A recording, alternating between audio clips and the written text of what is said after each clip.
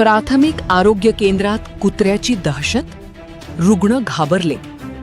प्राथमिक आरोग्य केंद्रात रुग्णांऐवजी पाळीव कुत्र्याची दहशत. नेमकं दवाखाना नागरिकांसाठी की कुत्र्यांसाठी? रुग्णांमध्ये भीती, प्रशासन मात्र गप्प. नमस्कार, आपण पाहत आहात 24x7 न्यूज रिपोर्ट. जायखेडा येथील प्राथमिक आरोग्य केंद्रामध्ये सध्या एका पाळीव कुत्र्यामुळे रुग्णांमध्ये भीतीचे वातावरण निर्माण झाल्याचा आरोप नागरिकांकडून करण्यात येत आहे. स्थानिक नागरिकांच्या म्हणण्यानुसार सदर कुत्रा हा प्राथमिक आरोग्य केंद्रातील वैद्यकीय अधिकाऱ्यांचा असल्याची चर्चा परिसरात सुरू आहे. धक्कादायक बाब म्हणजे हा कुत्रा वारंवार दवाखान्याच्या परिसरात तसेच रुग्णांच्या वावराच्या ठिकाणी दिसून येत असल्याचा दावा ग्रामस्थ करत आहेत. रुग्णांचा सवाल आता अधिक तीव्र होताना दिसत आहे. नेमके प्राथमिक आरोग्य केंद्र हे मानवी रुग्णांसाठी आहे की पाळीव कुत्र्यांसाठी? नागरिकांनी सांगितले की अचानक कुत्रा रुग्णांवर भुंकत असल्याने महिला, लहान मुले आणि ज्येष्ठ नागरिकांमध्ये घबराट निर्माण होत आहे. काही रुग्णांनी तर भीतीमुळे दवाखान्यात येण्यासही टाळाटाळ केल्याचे समोर येत आहे. विशेष म्हणजे या संदर्भात ग्रामस्थांनी यापूर्वी ग्रामपंचायत प्रशासनाला सूचना दिल्याचेही नागरिकांनी सांगितले. मात्र अद्याप कोणतीही ठोस कारवाई झालेली नसल्याचा आरोप करण्यात येत आहे. आता प्रश्न उपस्थित होतो, रुग्णांच्या सुरक्षेची जबाबदारी नेमकी कोणाची? प्राथमिक आरोग्य केंद्रात पाळीव प्राण्यांना वावराची परवानगी आहे का? प्रशासन यावर तातडीने कारवाई करणार का? यावेळी रुग्ण आणि नागरिकांनी या पाळीव कुत्र्याचा त्वरित बंदोबस्त करण्याची मागणी केली आहे. या संपूर्ण प्रकरणावर प्रशासन काय भूमिका घेणार? रुग्णांच्या सुरक्षेला प्राधान्य दिले जाणार का?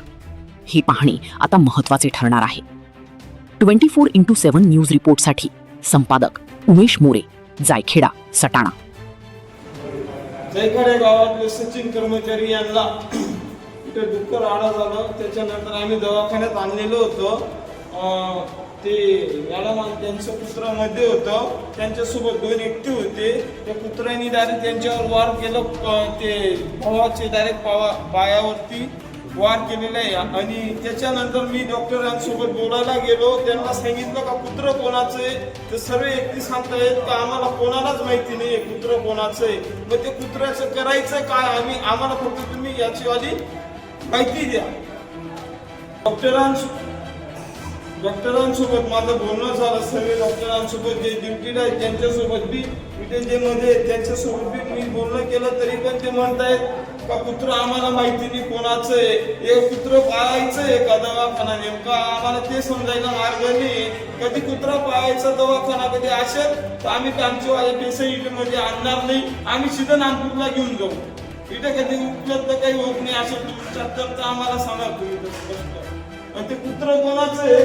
त्यांनी त्यांच्या घरी बांधायचं का मध्ये बांधायचं इथं दवाखान्यामध्ये? मग आम्ही पेशंट नाही आणायचे का इथं?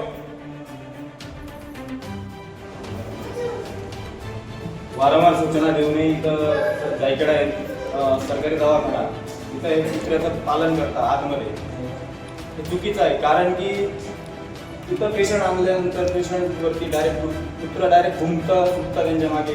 असं का होतं दरवेळेस? आणि वारंवार ते मॅडमांना, डॉक्टरांना सगळ्यांना सूचना देऊनही ते कुत्रं इथंच मध्ये असतं. याच्या आधी पण ग्रामपंचायत सदस्य, सरपंच सर्व आले होते. त्यांनी उचल घातली होती.